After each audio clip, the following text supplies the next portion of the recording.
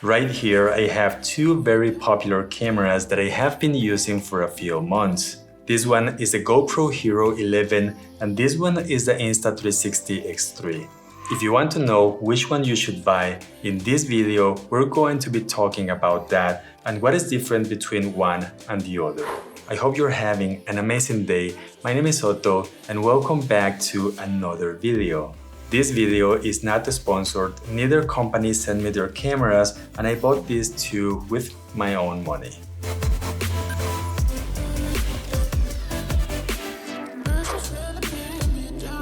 If we look at the Insta360 X3, the main feature is that it can shoot in 360 degrees.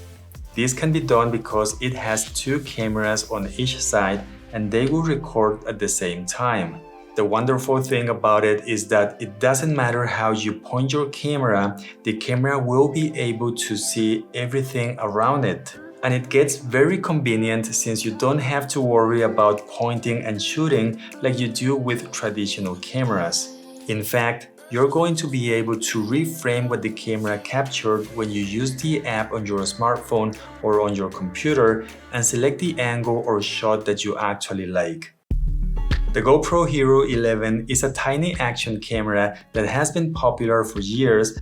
Older generations were not too good in my opinion, but this changed with the GoPro 10 and with this new GoPro 11. The GoPro 11 is a more traditional camera where you have to point and shoot. The GoPro's menu seems to be better than the X3's menu system with more options and features. For example, the settings have a short explanation of what they do, playback videos have detailed information about the settings that you used, and 4 shortcuts can be customized on the main screen to quickly access the settings that you want.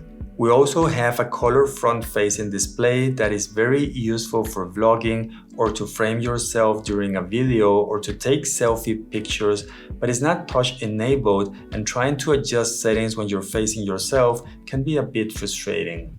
The Insta360 X3 now lets you select one of the two lenses to shoot videos, so instead of capturing everything in 360 degrees, it becomes more like an action camera like the GoPro 11, where it will actually record where you're pointing at. Something great with the Insta360 X3 is that the selfie stick will become invisible in your 360 videos, and this will make them look like there is someone else filming you, or it's going to look like a drone shot.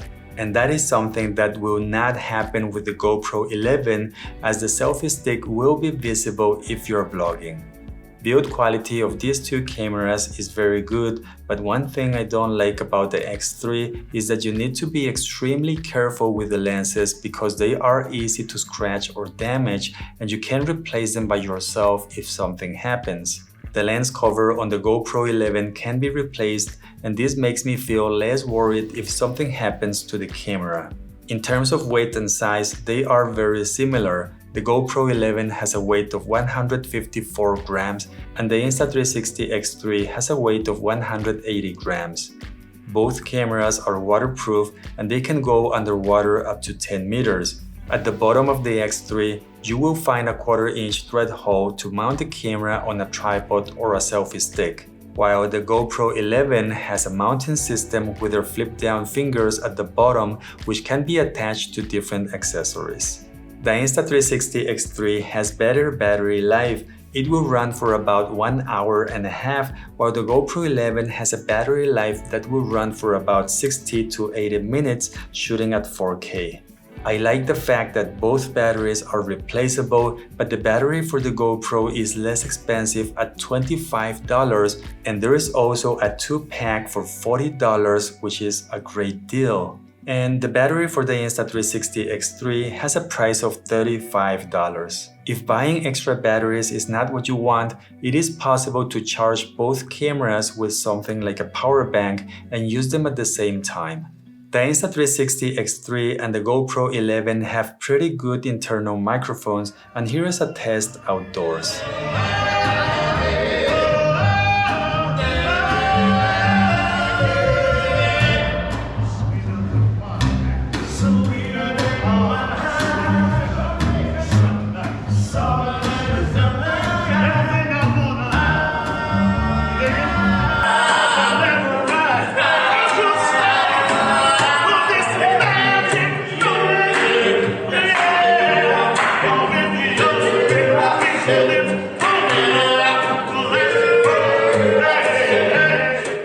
you want to use an external microphone, you can do so with both cameras, but you will need to buy a microphone adapter. In terms of image quality, I'm going to say that I am happy with both cameras, but here's where most of you are going to see the real difference between one camera and the other. The GoPro 11 can shoot at 5.3K up to 60 frames per second, or you can shoot at 4K up to 100 frames per second. If you want to shoot super slow motion, the GoPro 11 can shoot 240 frames per second at 2.7K, and it looks quite good in my opinion. The Insta360 X3 can shoot 360 videos at 5.7K up to 30 frames per second, and if you want to shoot at 60 frames per second, you will have to drop the resolution to 4K. 5.7K is very impressive for a camera like this, and compared to the GoPro 11, it seems to have a higher resolution, but there is a catch. 5.7K is the resolution that you get when you have the whole 360 video. The problem is that when you select a portion of this 360 video and when you export that file to a flat video, you will not get the full 5.7K resolution. And that means that you end up having something around 1080p. This applies to 360 videos. If you use a single lens just like an action camera, your final video can be saved at 4K but only at 24 or 30 frames per second. So, big disadvantage here for the Insta360 X3 compared to the GoPro. The GoPro 11 also has a new sensor that allows shooting in an 8:7 aspect ratio. Using this aspect ratio has a few limitations. For example, you can use horizon level or 120 frames per second, but this aspect ratio will let you crop and reframe your video to a horizontal or vertical mode. The other big advantage in terms of video quality is that with the GoPro 11 you can shoot in 10-bit color, and the Insta360 X3 does not support this. These two cameras do have an electronic stabilization system. On the GoPro 11 it is called Hyper Smooth, and on the Insta360 X3 it's called Flow State, and they work very well on most situations. But the GoPro 11 has one problem with the stabilization when there isn't enough light. The videos will have some kind of small vibration glitch effect, and this effect is more intense the less light that you have.